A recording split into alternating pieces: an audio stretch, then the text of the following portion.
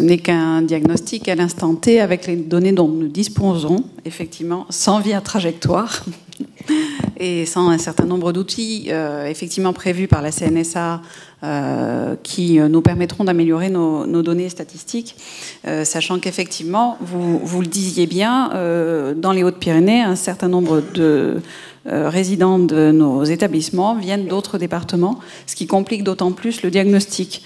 Et non seulement d'autres départements, mais de la région voisine, ce qui complique encore plus le diagnostic. Donc effectivement, de ce point de vue-là, je pense qu'on sera tous bénéficiaires à ce que Via Trajectoire soit généralisé et affiné sur toujours les mêmes questions. L'accueil séquentiel, la modularité, ce qui n'est pas encore prévu. Mais bientôt, voilà, on nous a dit qu'à partir de... Il fallait quand même être très patient parce que Via Trajectoire va être mis en place à partir de septembre sur le département des Hautes-Pyrénées et qu'il faut quand même attendre, dans le cadre d'une généralisation, 2 ans de généralisation pour avoir des données fiables, le temps que tous les acteurs soient véritablement formés, motivés, impliqués dans la démarche. Donc ça nous prendra du temps. Mais voilà, nous faisons donc aujourd'hui avec les données actuellement exploitables.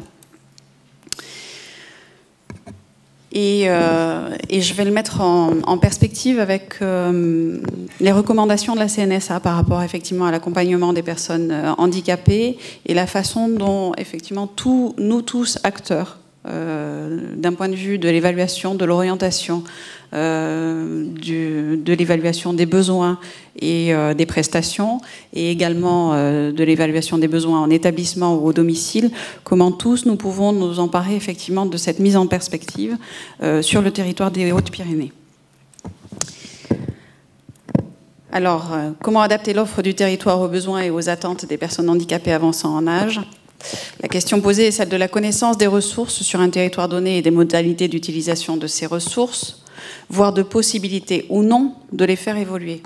Et tout ceci ne peut reposer que sur des choix locaux, conduisant éventuellement à prioriser l'accès à certaines de ces ressources.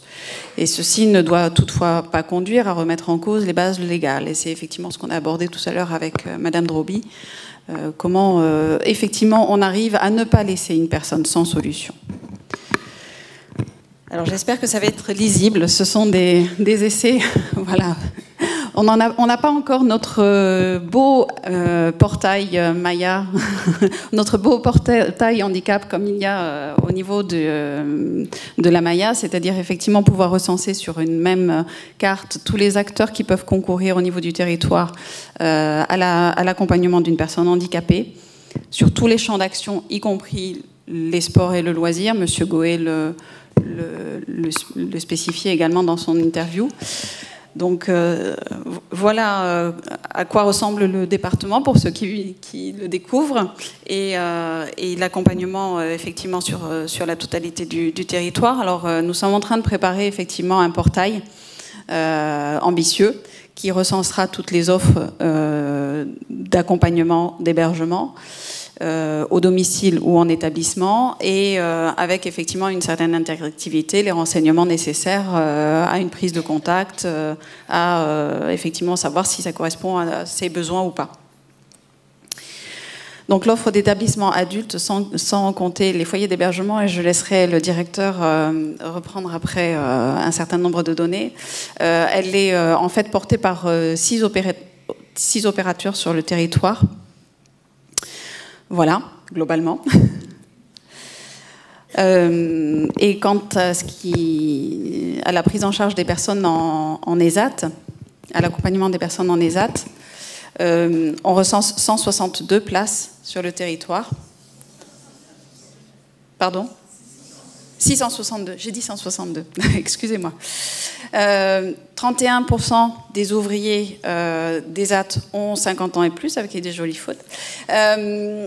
Sachant que ces 31%, enfin, ce pourcentage est calculé à partir des ouvriers d'ESAT ayant leur domicile de secours dans les Hautes-Pyrénées, ce qui représente à peu près les 3/4. Voilà, nous avons pu recenser à partir de 75% des données que 31% des personnes avaient plus de 50 ans et que 2 atteignaient l'âge de 63 ans. Et voici la répartition effectivement des opérateurs qui accompagnent des personnes en situation de handicap dans les ESAT. L'offre en établissement pour les adultes, elle se décompose en 253 places en foyer d'accueil médicalisé, dont 27 places en accueil de jour et 285 places en maison d'accueil spécialisée, dont 7 en accueil de jour, 5 il y a peu et maintenant 7 places en accueil de jour. Ça rejoint la question qu'abordait Marina Droby tout à l'heure, effectivement de l'adaptation de l'offre et comment on peut s'adapter aux besoins de séquentiels et comment effectivement on devra travailler à cette problématique ensemble. Les personnes handicapées âgées en établissement, ce sont 195 résidents de foyers d'accueil médicalisés qui ont leur domicile de secours dans les Hautes-Pyrénées. Et sur ce panel identifiable, on sait que 10% ont 60 ans et plus. Quant aux résidents de maisons d'accueil spécialisées, 18% ont 60 ans et plus.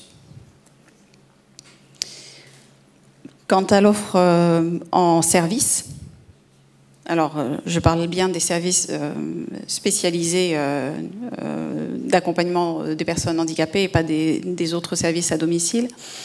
274 agréments en ASAVS. Et là, on retrouve la question du comptage qu'on a abordé tout à l'heure également, puisqu'effectivement, ça représente plus de personnes accompagnées. Et 5 agréments SAMSA pour des personnes autistes. 293 personnes ont été identifiées dans le département comme étant accompagnées par un SAVS et également il y a d'autres prises en charge que nous n'avons pas pu comptabiliser pour des raisons que nous développerons certainement tout à l'heure aussi. Et 16% ont 60 ans et plus. Alors, dans le joli portail que nous allons faire, nous ferons effectivement des corrélations entre l'offre de services à la fois médicalisée et non médicalisée, accessible aux personnes en situation de handicap. Quant aux besoins, là je vous ai parlé effectivement de l'offre disponible. Quant aux besoins identifiables, alors on identifie effectivement des petites différences en fonction des territoires, de proportion de personnes handicapées et de personnes de plus de 50 ans. J'ai sciemment porté la limite des personnes âgées handicapées à partir de 50 ans, puisque je vous ai relaté l'histoire de Nadine et qu'effectivement on peut concevoir que le vieillissement des personnes handicapées est assez précoce et qu'il fait effectivement intervenir des problématiques que les équipes au quotidien peuvent avoir à adapter à leur pratique. Et on essaye également, et c'est difficile, de compter les aidants. Alors, il faut déjà que les aidants se reconnaissent. Donc, nous le faisons avec les bases de données que nous avons au niveau de la MDPH, c'est-à-dire effectivement les aides humaines par un aidant familial, sachant qu'on compte un aidant familial, que ça peut être un couple, que ça peut être une fratrie. Donc, c'est difficile de déterminer à partir de... C'est un foyer dans lequel, en fait, ce sont des personnes qui sont aidées, en fait, par des aidants. On ne peut pas compter les aidants, mais les personnes aidées par un aidant familial. Voilà, ce document sera à votre disposition après le colloque. Et ensuite, les communes d'intervention dans lesquelles les services d'aide à domicile interviennent auprès de personnes handicapées. Ça ne veut pas dire qu'il n'y a pas une offre. On est bien là dans le cadre de la demande, c'est-à-dire les personnes handicapées qui font appel à un service d'aide à domicile sur le territoire départemental.